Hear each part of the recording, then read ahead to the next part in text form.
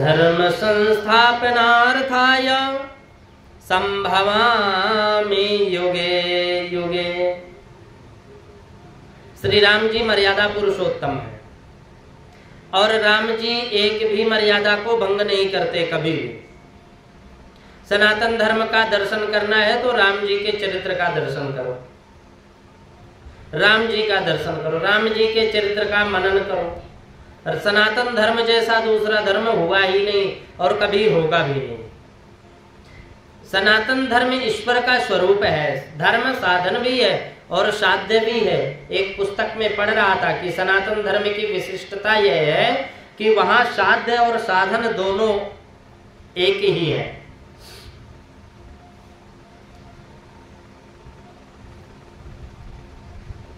भक्ति एक साधन है और पीछे भक्ति साध्य बन जाती है।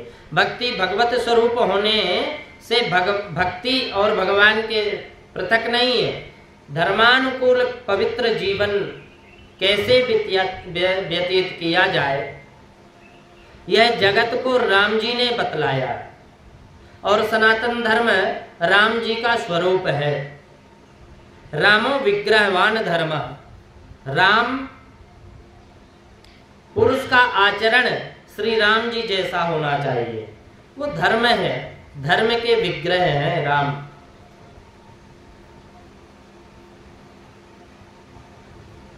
और स्त्री का आचरण श्री सीता जी जैसा होना चाहिए। धर्माचो तुम मूर्तिम पाप पुण्य तुझ नाहिम। श्री सीता जी मानव समाज के स्त्री पुरुषों को स्वधर्म का तत्व समझाने के लिए लीला करते हैं। श्री सीताराम जी आचरण राम जी जैसा होगा तो ही भक्ति सफल होगी। बहुत से लोग भक्ति करते हैं परंतु उनका आचरण राम जी जैसा नहीं होता, आचरण रावण जैसे होते हैं। और जैसा रखे आचरण रावण जैसा अगर रखे तो राम राम का जाप करे तो राम नाम का फल मिलता नहीं। तुम किस देवता की सेवा करो, किसी भी देवता की सेवा करो, कोई भी देवता माने, परंतु तुमको राम जी की सेवा तो करनी ही पड़ेगी, चाहे कोई सी भी देवता की पूजा करो। भक्ति करने वाला मानव मात्र के लिए राम जी की सेवा अनिवार्य है। परमात्मा श्री कृष्ण की भक्ति करने वाला कोई वैष्णव हो, उपासना करने वाला कोई शैव हो या कोई शाक्त हो, परंतु उसका आचरण श्री राम जी जैसा होना चाहिए। शिव जी की पूजा करने वाला यदि आचरण राम जी जैसा रखे तो उसकी पूजा सफल हो जाती है। राम जी सेवा के जैसे रखे। श्री राम सेवा के बिना रावण मरता नहीं। हम लोग भगवान की सेवा करते हैं, राम जी की भी सेवा करते हैं, लेकिन भाव नहीं रखते। हमारा आचरण राम जी जैसे नहीं है। एक भी आचरण यदि राम जी जैसे हो तो आनंद ही हो जाए। मानव मात्र के लिए राम जी की सेवा अनिवार्य है।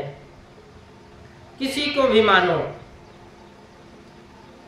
लेकिन राम जी को तो मानना पड़ेगा। राम जी के आचरण को अपना लो। श्री राम सेवा के बिना रावण मरता नहीं।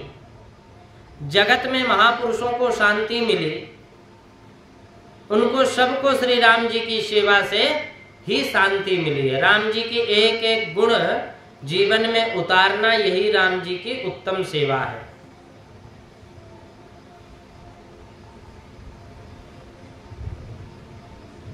राम जी की सेवा अर्थात राम जी की मर्यादा का पालन करना।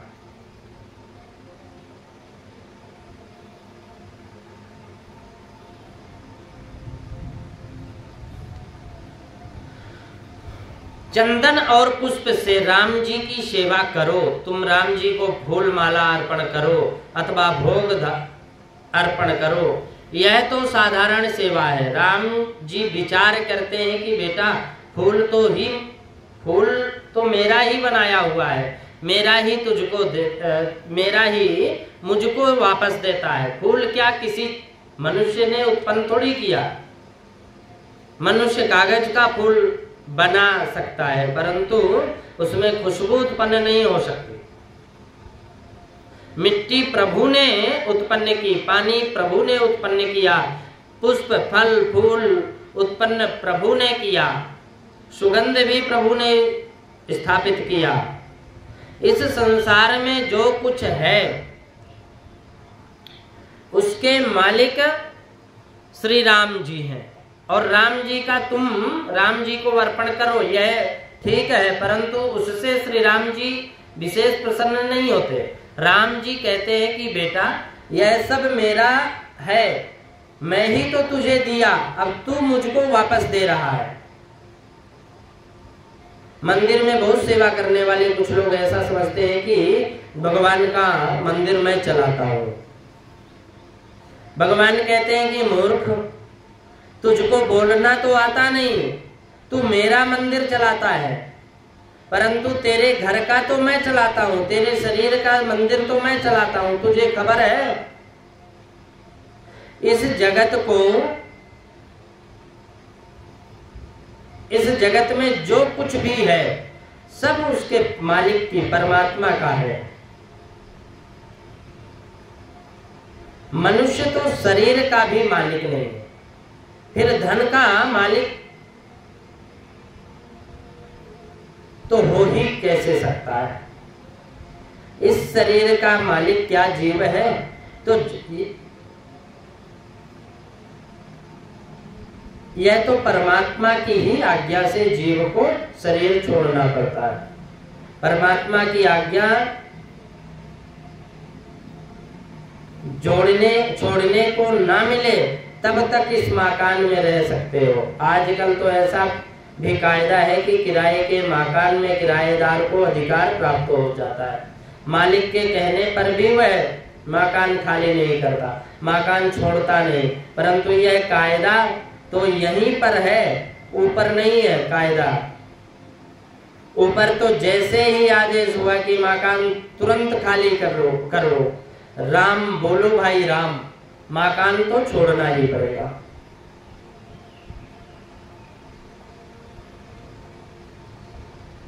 मनुष्य तो शरीर का भी मालिक नहीं है।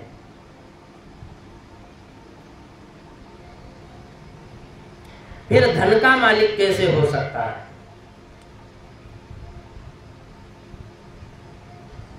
मालिक तो एक श्री राम है, परमात्मा ही मालिक है। मेरा क्या है? मनुष्य यह समझता नहीं, इससे मैं मारा मारी करता है। कितने तो ऐसे होते हैं कि वो उनके हद में भिखारी बैठा हो और खाता हुआ हो तो भी उनको सहन नहीं होता। उससे कहता है कि चल उठो यहां से, यहां क्यों बैठे हो? अगर कहीं उसके जगह में बैठा हुआ हो, दुकान के सामने बैठा हो, कारखाने के सामने बैठा, तो यहां तक कहते हैं कि ये तो मेरा स्थान है, तू क्या करता है, चल भाग यहां से। सब कुछ छाती से बांधकर अंत में साथ ले जाना है क्या? तुम्हारा स्थान है, मालिक परमात्मा है। प्रभु ने कृपा करके अपने को यह बहुत कृपा कर दी, बहुत कुछ दिया। परमात्मा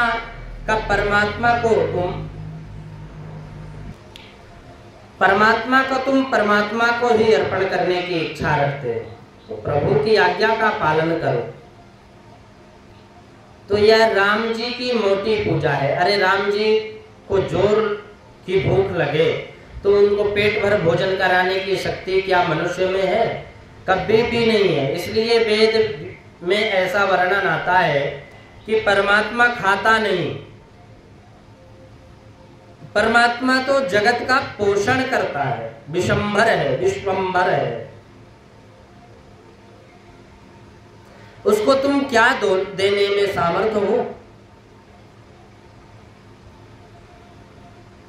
भगवान की आज्ञा का पालन करो, यह परमात्मा की सच्ची सेवा है।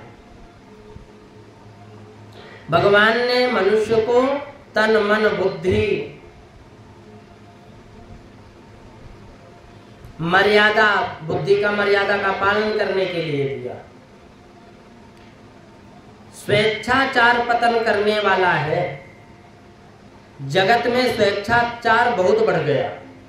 आजकल लोग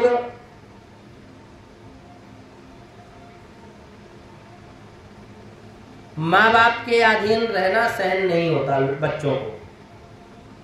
आजकल के बच्चों को अपने माता पिता के अधीन रहना सहन नहीं होता। चाहे जब उठे, चाहे जब बोले, चाहे जिसको हाथ उठाए, चाहे कुछ भी करे, यह भला नहीं अपितु मूर्खता है। जो स्वतंत्र की सेवा, स्वतंत्र की बहुत बातें करते हैं, परंतु सच्चा स्वतंत्र तो वही है जो जितेंद्रिय है। सच्चा स्वतंत्र तो वही है जो जितेंद्रिय है। जब तक मनुष्य इंद्रियों का गुलाम है, तब तक वह स्वतंत्र नहीं है। जो व्यसनी है, जो वह क्या स्वतंत्र कहा जा सकता है? व्यसनी तो जड़ पदार्थ के अधीन है, परतंत्र है। जिसका मन चंचल है वह परतंत्र है, स्वतंत्र है। वह है जिसकी बुद्धि परमात्मा में स्थिर हो गई।